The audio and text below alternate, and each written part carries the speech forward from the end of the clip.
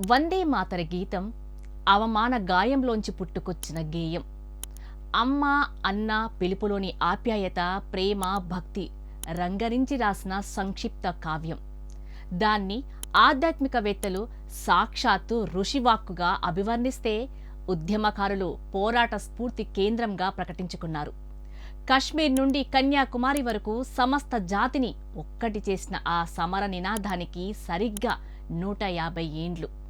1947 August 15న భారతదేశానికి స్వాతంత్రం వచ్చిన రోజున ప్రఖ్యాత సంగీతకారుడు ఓం ప్రకాష్ వందే మాతర్ గీతాన్ని పార్లమెంట్లో ఏ వాద్య సంగీతము లేకుండా కేవలం గాత్రంతోనే ఆలపించారు.